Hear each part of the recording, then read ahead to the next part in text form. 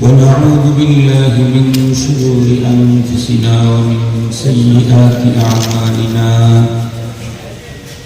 من يهده الله فلا مضل له ومن يضلل فلا هادي له ونشهد أن لا إله إلا الله وحده لا شريك له ونشهد أن سيدنا وسندنا وحبيبنا وشفيعنا وطبيبنا وطبيب قلوبنا وأولانا ومولانا محمدا عبده ورسوله أما بعد فأعوذ بالله من الشيطان الرجيم بسم الله الرحمن الرحيم وما لكم لا تقاتلون في سبيل الله والمستضعفين من الرجال والنساء والبلدان الذين يقولون ربنا أخرجنا من هذه القرية الظالم أهلها واجعل لنا من لدنك وليا واجعل لنا من لدنك نصيرا صدق الله مولانا العظيم وقال نبينا وصفينا وحبيبنا صلى الله عليه وسلم إن الجنة تحت ظلال السيوف أو كما قال عليه الصلاة والسلام اللهم صل على سيدنا مولانا محمد وعلى آله وأصحابه وبارك وسلم اللهم صل على محمد النبي الأمي وعلى آله وسلم تسليما يا رب صل وسلم دائما أبدا على حبيبك خير الخلق كلهم الحمد لله আজ 11 এপ্রিল 2025 আপনারা অবশ্যই জানেন শুনেছেন যে আমার বয়ান মুত্তাসিলে ঈশা আমার আরো একটা জায়গাতে ওয়াদা দেওয়া আছে আর ওয়াদা পালন করা হলো ওয়াজিব আল করিম ইদা ওয়াদা ওয়াফা আর ওয়াদা খেলাফ যদি করে ওয়াদা দিলেই খেলাফ করে ওয়াদাটা বিশ্বাস করি এবং সারা দুনিয়া এখন বিশ্বাস করে সারা দুনিয়া যে এই পৃথিবী একদিন থাকবে এই বিশ্বাসটা একটা সময় পৃথিবীর নতুন নতুন বিজ্ঞানীদের মস্তিষ্কে ছিল না কিন্তু দিন গড়তে গড়তে আমরা তো সেই যুগ থেকে একটা কিয়ামতকে বিশ্বাস করি এখন দুনিয়ার নতুন গবেষকরা মাঝে মাঝেই কিয়ামতের আশঙ্কা করে মাঝে মাঝে আমরা তো একটা কিয়ামত বিশ্বাস করি এ কারণে 2000 মনে আছে না কিনে 2005 মে মহা আলটিমেটাম দিয়েছিল যে এই দিনে দুনিয়া শেষ হয়ে যাবে সেই দিনটা ছিল জুমাবার আপনাদের মনে পড়ে কিনা জানি তারা সময় দিয়েছিল 2টা অথবা 2:30 আমি জুমার নামাজ পড়াইতে গিয়ে মুসলিমদেরকে বললাম যে পৃথিবীর বিজ্ঞানীরা যেহেতু আজকে আমাদের কথা বলছে আর সেই কথা বিশ্বাস করে বাংলাদেশের মুসলমান ঢাকা ছেড়ে সব গ্রামের বাড়িতে চলে গেছে কিয়ামত উদযাপন করবার লাগে তারা মনে করছে যে কিয়ামত এটা ঈদুল আজহা ঈদুল ফিতরের মতোই একটা কিছু হবে এজন্য ঢাকা শহর ছেড়ে সব গ্রামে ঢুকছে আমি বললাম যেহেতু বিজ্ঞানীদের কিয়ামত হবে সঙ্গত কারণে মুসলিমের ভিতরে ঢুকছি আর বের হবো না যদি কিয়ামত হয় না সিঁড়ি হয়ে যাবে আর আমিও নিয়ত করছি ইনশাল্লাহ কিয়ামতের পরে জুমার নামাজটা পড়াবো আমি আমার মসজিদে তো যে কথা বলতেছিলাম পৃথিবীর বিজ্ঞানীরা আগে একটা সময় পৃথিবী ধ্বংস হবে এটা স্বীকার করতে হবে কিন্তু এখন মাঝে মাঝে কিয়ামতের আশঙ্কা করে তার মানে হলো পৃথিবীর বিজ্ঞানীরা নিশ্চিত আল্লাহ মানুক আর না মানুক কিয়ামতকে মানে পৃথিবীর হাজারো মানুষ আছে আল্লাহ মানে না দিন বিশ্বাস করে না কোরআন বিশ্বাস করে না আখিরাত বিশ্বাস করে না জান্নাত জাহান্নাম বিশ্বাস করে না কিন্তু মৃত্যুকে বিশ্বাস করি। আজকের পৃথিবীর মানুষ হল 806 কোটি। 1 জানুয়ারি 2025 রিপোর্ট। 806 কোটি মানুষের একজন কেউ পাওয়া যাবে না যে মৃত্যুকে অস্বীকার করে। সবাই মৃত্যুকে স্বীকার করে বিশ্বাস করে। আমরা যারা মুমিন, আমাদের বিশ্বাস আরো একটু অ্যাডভান্স, আরো আগানো। আমরা ঈমানের কালিমা পড়েছি, তো সেখানে স্বীকৃতি দিয়েছি ওয়াল বাসি বাদাল মাউত। আমাদের ঈমান অনেক আগে। বাস বাদাল মাউত পর্যন্ত আমাদের ঈমান সীমিত না। মৃত্যুর পরে আমাদের লম্বা ঈমান আছে। কি? আল হাউজ হক, ওয়াস সিরাত হক, ওয়া রুইয়াতুল্লাহ তাআলা হক, ওয়াল জান্নাতু হক, ওয়ান নারু হক। আর লম্বা ফেরেশত আছে। মৃত্যুর পরে আমাদের বিশ্বাসের ফেরেশত অনেক লম্বা। আমরা যারা পরপারকে বিশ্বাস করি, জান্নাত জাহান্নামকে বিশ্বাস করি, একটা কথা বলি, যারা পরপারের জান্নাত জাহান্নাম বিশ্বাস করে না তাদেরকে লক্ষ্য করে বলি, মৃত্যুকে তো বিশ্বাস করো, হ্যাঁ, জান্নাত জাহান্নাম বিশ্বাস করো না, আমরা করি। ওয়ালাল ফাদদান, কথার কথা, পরপারে যদি জান্নাত জাহান্নাম না থাকে তাতে তো আমাদের কোনো সমস্যা নেই। জান্নাত নাই জাহান্নাম নেই, সমস্যা নেই। যদি জান্নাত জাহান্নাম থাকে, এবং অবশ্যই আছে, যদি জান্নাত জাহান্নাম থাকে এবং কথা বলেন যাবে, অবশ্যই আছে, অবশ্যই আছে, তাহলে তোমরা যারা পরপারে কাজ করতেছো না, তোমাদের কন্ডিশন কি হবে? তোমাদের কন্ডিশন কি হবে? মুহতারাম হাজিরিন, অল্প সময়ের জন্য আমরা পৃথিবীতে এসেছি। আমি আসিনি, আমাকে পাঠানো হয়েছে। আমি যতদিন থাকতে চাইব ততদিন থাকার কোনো সুযোগ নাই। যিনি পাঠিয়েছেন তুমি আবার নিয়ে যাবে। যেদিন আমাকে পাঠিয়েছেন সেদিন রিটার্ন ব্যাগের ডেটটা দিয়ে দিয়েছে। যেদিন আগমন করেছি সেই দিন আমার প্রস্থানের ডেট দেওয়া আছে। লিকুল্লি উম্মাতিন আজাল, আল্লাহ পাকের কোরআন আয়াতে বলে দিয়েছেন। আল্লাহ যেই দিন, যেই সময়, যেই ক্ষণ, যেই মুহূর্ত দিয়েছেন, এখান থেকে এক সেকেন্ড এপার ওপার করার কোন সুযোগ লা ইস্তাখিরুনা সাআ ওয়া লা ইস্তাকদিমুন। এবার আসুন, পৃথিবী ছেড়ে যেতে হবে, নিশ্চিত যেতে হবে। পরপারের শান্তি আর মুক্তি টোটালটি হলো ঈমানের উপরে নির্ভরশীল। ঈমান আছে তো পরপারের শান্তি আর মুক্তি আছে। ঈমান নেই, পরপারের শান্তি মুক্তি কোনোটাই নেই। এই পৃথিবীতে অল্প দিনের জন্য আল্লাহ পাঠাইলেন কেন? আদ-দুনিয়া মাজরাতুল আখিরাহ। আমাকে পৃথিবীতে মূলত পাঠিয়েছেন পরপারের জান্নাতকে জিতে নেওয়ার জন্য। তুমি দুনিয়া যাও, দুনিয়া থেকে জান্নাত জিতে আসো। তুমি পৃথিবীতে যাও, পৃথিবী থেকে জান্নাত জিতে আসো। মুহতারাম হাজিরিন, খুব ভালো করে বুঝবেন, আমি যদি পরপারে আল্লাহ পাকের তৈরি করা চির সুখের এই জান্নাত জিততে চাই, আর ওটা জিতার জন্যই আমাকে পাঠানো হয়েছে, অন্য কোনো কারণে না। সিস্টেম দিয়েছেন, এই এই কাজ করলে তুমি জান্নাত জিততে পারবে। কি বলেন? ইন্নাল্লাযীনা আমানু ওয়া আমিলুস সালিহাত কানাত লাহুম জান্নাতুল ফিরদাউস নুজুলা। কোরআন সিস্টেম দিয়েছে, তুমি তোমার টোটাল লাইফটাকে দুইটা মিশনে যদি কাটাইতে পারো, একটা হলো ঈমান আর একটা হলো নেক আমল, তাহলে তোমার জন্য জান্নাতুল ফিরদাউসে আপ্যায়নের ব্যবস্থা হবে।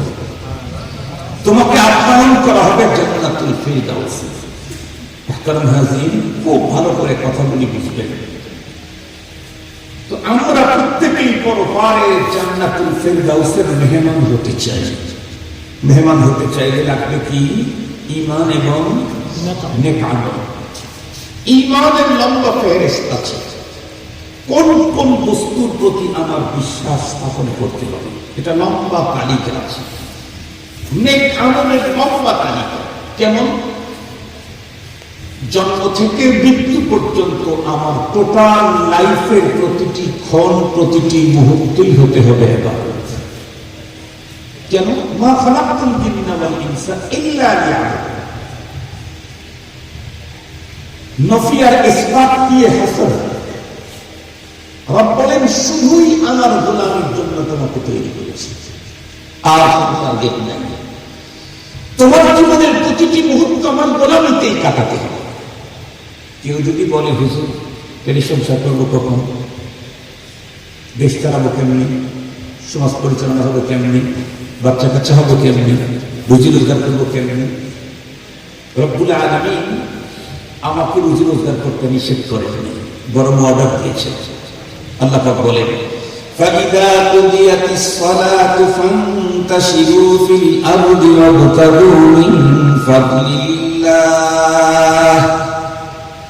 এর আগের আয়াতে আল্লাহ তাআলা বলেন إِذَا نُودِيَ لِلصَّلَاةِ مِنْ يَوْمِ الْجُمْعَةِ فَاسْعَوْا إِلَى ذِكْرِ اللَّهِ।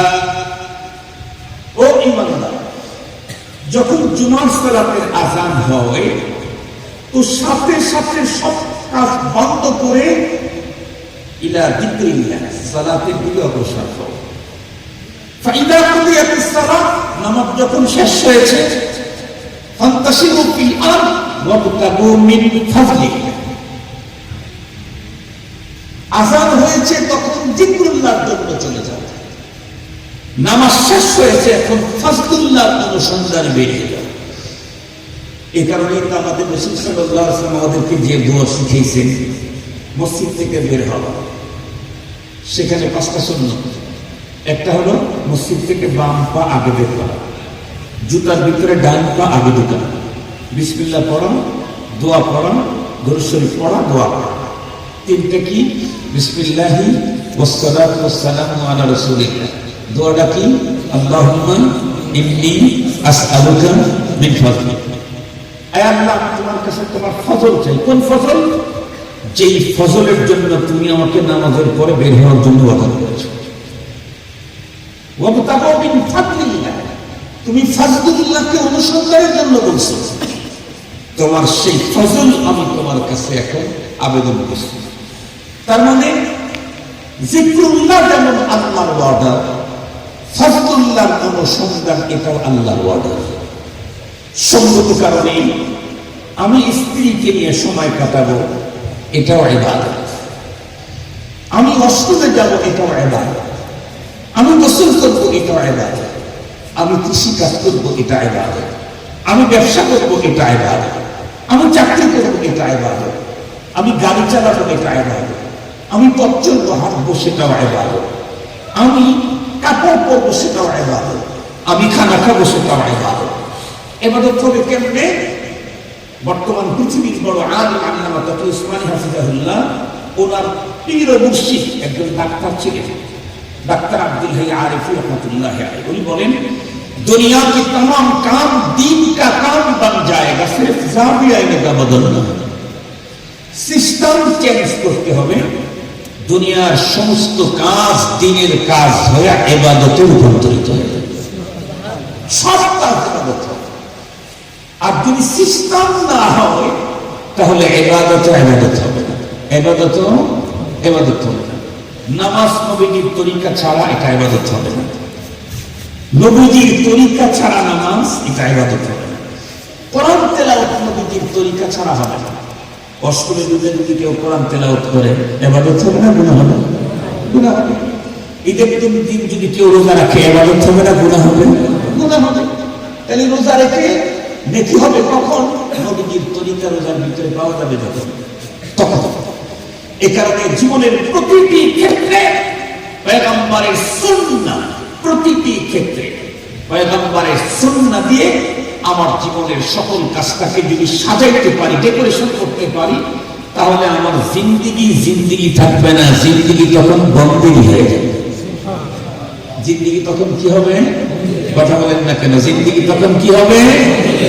বন্দেগি হয়ে যাবে। আমাদের এলাকায় একজন লোক ছিল, ওই বিদ্যুতের কাজ করতো, একদম সিরিয়াস। শেষ পর্যন্ত আর মৃত্যু হয়েছে বিদ্যুতের ওখানে, বিদ্যুতের সাথে। ও বিদ্যুতের তার হাত দিয়ে ধরত, ওর শরীরে টেস্টার লাগাইলে টেস্টার জ্বলত, এত সিরিয়াস। তো বিদ্যুতের তার যতক্ষণ পর্যন্ত হাতের সাথে থাকে ততক্ষণ পর্যন্ত আর শরীরের যে কোনো জায়গায় ধরলেই টেস্টার জ্বলে যেত। এ লোকটা পরবর্তীতে মারাও গেছে বিদ্যুতের হাতে। যতক্ষণ পর্যন্ত বান্দার জিন্দেগি পয়গম্বরের সুন্নতের সাথে লাগানো থাকবে ততক্ষণ পর্যন্ত জিন্দেগি বন্দেগীতে রূপান্তরিত হয়ে যাবে। এর জন্য প্রয়োজন হলো ইলম। কথা বলেন, এর জন্য প্রয়োজন কি? সেই ইলম শুধু পুরুষের জন্য অর্জন না, নারীর জন্য অবশ্য অর্জন করতে হবে। পুরুষের যেমন জান্নাত জাহান্নাম আছে, নারীর কি নাই? না, পুরুষ নামাজ কি শুধু পুরুষের না, নারীরও? রোজা, যাকাত, যাকাত কি দেয় আপনাদের অঞ্চলের নারীরা? তারা তো মনে করে যে যাকাত দিলে তো ছেলের বাবা। গহনা আছে, চাঁদি আছে, স্বর্ণ আছে, 1 লাখ টাকাও আছে, কিন্তু 1 লাখ টাকা শুধু টাকা থাকলে তো প্রয়োজনের অতিরিক্ত 1 বছর চুক্তি হলে তার উপরে যাকাত পাওয়া যাবে। সেখানে কিছু চাঁদিও আছে, হোক 1 ভরি, সেখানে কিছু স্বর্ণও আছে, সবচেয়ে আধা, তারপরে তার কাছে 50,000 টাকা আসে, এর উপরে যাকাত ফরজ। দেয় কি আপনাদের অঞ্চলের নারীরা? যাকাত তো দিচ্ছে না। কি ভয়ঙ্কর পরিণতি হবে তা কি জানেন? কোরআন শরীফের মধ্যে, হাদিস শরীফের মধ্যে স্পষ্ট আছে, অনাদায়ী করা যাকাতের সম্পদগুলি পরপারে ভয়ঙ্কর হিংস্র প্রাণীর রূপ ধারণ করে, অথবা আগুনের শিকল, এটাকে শিকল বানায় দেওয়া হবে, এটা তার গলার ভিতরে রটকে থাকবে। সে যখন এটাকে অসহ্য মনে করবে তখন বলবে, কেন তুমি আমাদেরকে সরাই দিতে চাও কেন? আনা কাঞ্জুকা ওয়া আনা মালি, আমি তো তোমার সেই সম্পদ, গলায় জড়ায় রাখতে কিন্তু যাকাত দিতে, আমি তো তোমার মাল। তাহলে মুসলিম নারী হোক আর পুরুষ হোক, মানুষ প্রত্যেকের জন্য নামাজ, রোজা, হজ, যাকাত নারী পুরুষ সবার জন্যই ফরজ। হাত্তাকে কোনো কোনো ক্ষেত্রে মুসলিমরা যুদ্ধে গিয়েছে, প্রয়োজন হলে যুদ্ধে যেতে হবে। কথা বলেন না কেন? এই বিষয়গুলি যতক্ষণ পর্যন্ত আমি জানবো না ততক্ষণ পর্যন্ত আমি মানতে পারবো না। আমি জানি না মানবো কেমনি? যতক্ষণ পর্যন্ত আমি জানবো না ততক্ষণ পর্যন্ত আমি মানতে পারবো না। এ কারণেই তো রব্বুল আলামিন কোরআন নাযিল করেছেন, কোরআনের বিধান মানুষ যাতে মানে এজন্য কোরআন নাযিল করেছেন। নাযিল করতে সর্বপ্রথম অর্ডারটাই দিয়েছেন, ইকরা। কেন? তুমি যদি না পড়ো তাহলে জানবে না, না জানলে মানার প্রশ্নই আসে না। ইকরা বিসমি রাব্বিকাল্লাযী খালাক, খালাকাল ইনসানা মিন আলাক। আলহামদুলিল্লাহ, মুহতারাম হাজিরিন, আমাদের বাংলাদেশে একটা সময় আমরা নিজেরা দেখেছি আমাদের মা ফুপিদেরকে যে কোনো কোরআন শরীফ পড়তে পারত না। পশ্চিমা ছাপা, কলকাতা ছাপা, বড় বড় অক্ষর লেখা কোরআন শরীফ কিনে দেওয়া লাগতো। এরপরে নারীরা যে কোরআন শুদ্ধ করতে পারবে এটা আমরা কল্পনাই করি নাই তখন। আলহামদুলিল্লাহ, আল্লাহ শুকুর, সময়ে চাহিদা অনুযায়ী আল্লাহ তাআলা আহলুল্লাহদের জেহনের ভিতরে মেয়েদের মাদ্রাসার প্রয়োজনীয়তা ঢুকিয়ে দিয়েছেন। মনে রাখবেন, মহিলা মাদ্রাসা নিয়ে কিছু কালাম হতে পারে, যেখানেই অনেক মানুষ থাকে সেখানে কিছু ঝামেলা হয়, যেখানে অনেক মানুষ থাকে সেখানে কিছু ঝামেলা হয়। সবচাইতে বড় মাদ্রাসা, সবচাইতে বড় অর্জন যেটা, সেটা আমার কাছে মাদ্রাসায় পড়ুয়া একজন মানুষ আমলের দিক থেকে কখনো কেউ এদিক সেদিক হতে পারে, কিন্তু মাদ্রাসায় পড়ুয়া কোন মানুষ জীবনে নাস্তিক হবে না। মাদ্রাসায় পড়ুয়া কেউ কোনদিন নাস্তিক হয় না, হয়তো আমলের এদিক সেদিক হতে পারে, নাস্তিক হবে না। আজকে আমাদের দেশে মুসলিম নারীদের কন্ডিশন কি? রমজান মাসে কি দেখলেন? রমজান মাসে কি দেখলেন? এই বাংলাদেশে রমজান মাসে দিনের বেলায় মেয়েরা ওপেন সিগারেট খাচ্ছে ঢাকা শহরে।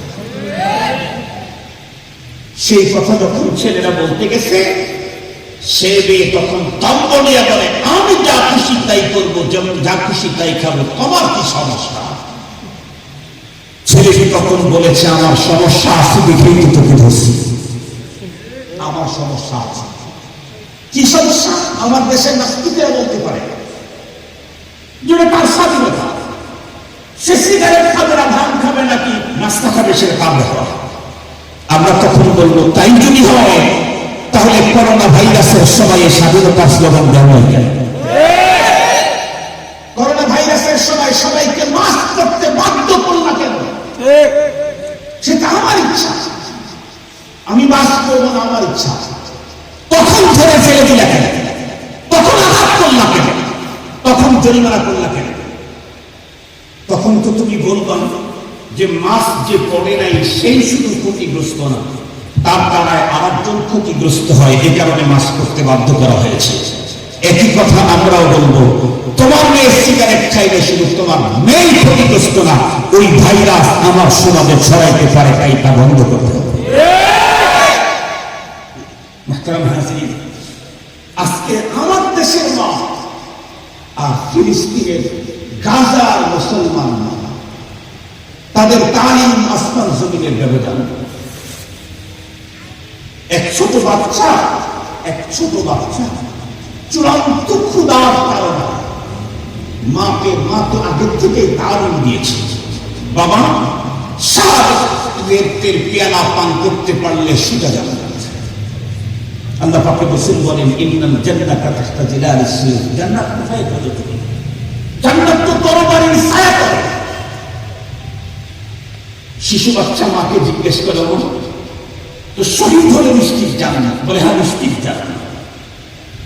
জান্নাতে গেলে তো আর খাদ্যের আর পানির কোন সংকট নাই।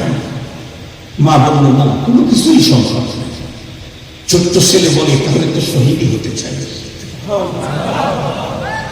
দুইটা জিনিস সেখানে লক্ষণীয়। একটা হলো ওইখানকার মা তার ছোট্ট বাচ্চার অন্তরের ভিতরে শাহাদাতের প্রেম তামান্নার সুবান তার অন্তরের ভিতরে ঢুকে দিয়েছে, আগ্রহ তৈরি করেছে দ্বীনের জন্য, ইসলামের জন্য, মসজিদে আকসা হেফাজতের জন্য। তুমি কুরবান হও। আমার দেশের মা আমার সন্তানকে কি শিখিয়েছে? দুই নাম্বার, কি পরিমাণে খাদ্য সংকট, কি পরিমাণে পানির সংকট, যে ছোট বাচ্চা খাদ্য আর পানির তীব্র সংকটে ভয়াবহতা থেকে নিজেকে মুক্ত করার জন্য শহীদ হওয়ার আগ্রহ পেশ করেছে। আমার আলোচনা শেষ, একটা বার্তা শুধু আপনাদেরকে দিতে চাই। আজকের পৃথিবীতে মুসলমান 200 কোটির উপরে। মুসলমানের অনেক রাষ্ট্র যাদের সম্পদ অস্ত্রের কোনো অভাব নাই। এই 200 কোটির উপরে মুসলমানদের এই যুগে 50,000-এর ঊর্ধ্বে গাজাবাসী আজকে শহীদ হয়ে যাচ্ছে। মাসুম বাচ্চাদের টুকরো টুকরো লাশের টুকরো, গোস্তের টুকরোগুলি এভাবে নিয়ে এক জায়গায় জমা করছে। কালামাম পৃথিবী নীরব দর্শকের ভূমিকে পালন করে আছে। আল্লাহ পাকের কোরআনে আল্লাহ তাআলা আয়াত নাযিল করেছেন সেই সময় যখন বিশ্বনবী সাল্লাল্লাহু আলাইহি ওয়াসাল্লাম মক্কাতুল মুকাররমা থেকে মদিনাতুল মুনাওয়ারাতে হিজরত করে গেলেন। মক্কার কিছু মুসলমান নারী, জয়ীফ, কমজোর শিশু মদিনাতে তারা হিজরত করতে চাইলে ওরা জোর করে তাদেরকে হিজরত করতে দিল না। মুসলমানদের মনও সেখানে নেই, ওদের অনেকের গার্ড সেখানে নেই। এই সুযোগে তাদের উপরে নির্যাতনের ভাব, নির্যাতনের দৃশ্য, নির্যাতনের তীব্রতা আরো বাড়িয়ে দিল। একটা পর্যায়ে নির্যাতন সইতে না পেরে একটা পর্যায়ে তারা আল্লাহ পাকের কাছে বলতেছিল, ইয়া আল্লাহ আখরিজনা মিন হাযিহিল ক্বরিয়াতি যালিমি আহলুহা ওয়াজআল লানা মিন লাদুনকা ওয়ালিয়্যান ওয়াজআল লানা মিন লাদুনকা নাসীরা। আয় আল্লাহ, এই জালিম, এই উপত্যকা, এই দেশ যার অধিবাসী ভয়ঙ্কর জালিম, তাদের হাত থেকে আমাদেরকে রক্ষা করবার জন্য আমাদেরকে এই এলাকা থেকে আমাদেরকে বের করে দাও, না হয় আমাদের সাহায্যকারী একজন কাউকে পাঠাও, আমাদের গার্ডিয়ান হিসাবে একজনকে পাঠাও। এই দোয়া যখন করতেছিল তখন রব্বুল কারীম আয়াতে কারিমা নাযিল করলেন, ওয়ামা লাকুম লা তুকাতিলুনা ফি সাবিলিল্লাহ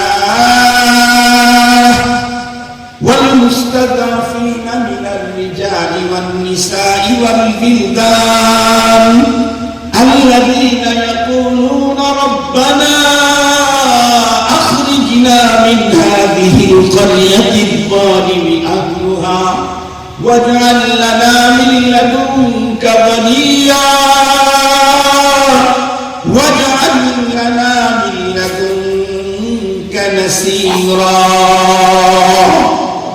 আল্লাহ পাক তখনই বললেন, মা লাকুম, কি হলো তোমাদের মুসলমান, কি হলো তোমাদের, লা তুকাতিলুনা ফি সাবিলিল্লাহ, কেন আল্লাহর রাস্তায় সশস্ত্র যুদ্ধ করছো না, ওয়াল মুস্তাযআফিনা মিনার রিজাল ওয়ান নিসা ওয়াল বিলদান, অথচ কমজোর, জয়ীফ, নিরস্ত্র, ক্ষুধার্ত নারী, শিশু, কমজোর, এরা কাঁদছে আর বলছে, আল্লাহুম্মা আখরিজনা মিন হাযিহিল ক্বরিয়া, আল্লাহ আমাদেরকে এই জমিন থেকে বের করে দাও, যার অধিবাসীগুলো ভয়ঙ্কর জালিম, আর তোমার পক্ষ থেকে আমাদের সাহায্যকারী পাঠাও, আমাদের গার্ডিয়ান নিযুক্ত করো। সেম শব্দ আজকে গাজার ওখান থেকে ভেসে আসছে, সেম শব্দ। 4-5 দিন আগে গাজার একজন সাংবাদিকের মাত্র কয়েক লাইন ফেসবুকের স্ট্যাটাস করে সত্যি লজ্জিত হলাম। সে যা বলতেছিল যে আমি হয়তো বা জীবনের শেষ লেখাটা এখন লিখছি, জানি না এই স্ট্যাটাসের পরে আমি পৃথিবীর এপারে থাকবো না কি ওপারে চলে যাব। আজকের পৃথিবীর এত মুসলমান সশস্ত্র, অথচ গাজার মুসলিম নিরস্ত্র শিশু, নারী, কমজোরদেরকে নির্মমভাবে গণহত্যা করা হচ্ছে। সারা দুনিয়ার মুসলমান এখন কি করছে? আল্লামা তাকি উসমানী হাফিজাহুল্লাহ কওমি কনফারেন্স করেছেন, উনি স্পষ্ট ফতোয়া দিয়েছেন, গাজা, ফিলিস্তিনের গাজা মুসলমানদের উপরে বর্বরচিত পৃথিবীর সবচাইতে ভয়ঙ্কর যে হত্যাযজ্ঞ চালানো হচ্ছে, এই মতো অবস্থাতে প্রত্যেকটি মুসলিম শাসকের জন্য জিহাদ ফরজ। প্রত্যেকটি মুসলমান তার জায়গা থেকে, প্রত্যেকের জন্য তো আর একই রকমের হয় না ফরজ, প্রত্যেকে তার জায়গা থেকে ওই কমজোর মুস্তাযআফিন মিনার রিজাল ওয়ান নিসা ওয়াল বিলদান, তাদের জন্য সাহায্য করা, সহযোগিতা করা আমাদের জিম্মায় অতীব জরুরি। মুহতারাম হাজিরিন, গাজার মুসলমানদের জন্য দোয়ার আবেদন, গাজার মুসলমানদের জন্য সাহায্য পাঠাবার আবেদন। আর গাজার ওই শিশুদের মতো তাজা ইমানদার তৈরি হবে কখন? আমার দেশের মায়ের সিনাতে আল্লাহর কোরআনের আলো ঢুকে যাবে যখন, তখনই ইনশাআল্লাহ ওই মানের ইমানদীপ্ত, ইমানের পরে বলিয়ান শিশু আমার দেশেও জন্মগ্রহণ করবে। তিনি এই প্রতিষ্ঠানকে আল্লাহ তাআলা কামিয়াবি দান করুক, আল্লাহ তাআলা মকবুলিয়ত আম্মা নসিব করুক, পায়ে তাকবীর পর্যন্ত পৌঁছিয়ে দিক। আগামীকালকে মার্চ ফর গাজা, যাদের সুযোগ আছে 3টার সময় সোহরাওয়ার্দী উদ্যানে মার্চ ফর গাজা, সেখানে সবাই জমায়েত হবে। সেখানে সভাপতির আসন অলঙ্কৃত করবেন। বাংলাদেশের শুধু না, সারা দুনিয়ার মুসলমানদের জন্য গর্ব, আমাদের বাংলাদেশের সূর্য সন্তান জাতীয় মসজিদ বাইতুল মুকাররমের সম্মানিত খতিব আল্লামা আব্দুল মালিক হাফিজাহুল্লাহ, যাদের সুযোগ উলামায়ে কেরামের সাথে মশওয়ারা করে আপনারা যাবেন। বিশাল এক গণজমায়েত প্রদর্শন হওয়া দরকার পৃথিবীর ইহুদিদেরকে লাল কার্ড দেখাবার জন্য। বুঝাইতে হবে গাজার ছোট্ট উপত্যকা শেষ করতে পারলেই তোমরা মনে করছো যে আমরা পার পেয়ে গেলাম। না, আজকের এই পৃথিবীতে মসজিদে আকসা আর মুসলমানদের ইজ্জত সম্মান রক্ষায় 200 কোটির উপরে সৈনিক তৈরি হয়ে আছে। এই সিগন্যালটুকু তাদেরকে দিতে হবে। আল্লাহ তাআলা আমাদের সকলকে, আল্লাহ তাআলা সকল দিনই কাজে ভালো কাজে অংশদারিত্ব নেওয়ার তৌফিক দান করুন। দুনিয়া থেকে পরপারের পুরা পুঁজি অর্জন করে পরপারে যাওয়ার তৌফিক দান করুন। ওয়া আখিরু দাওয়ানা আলহামদুলিল্লাহি রাব্বিল আলামিন।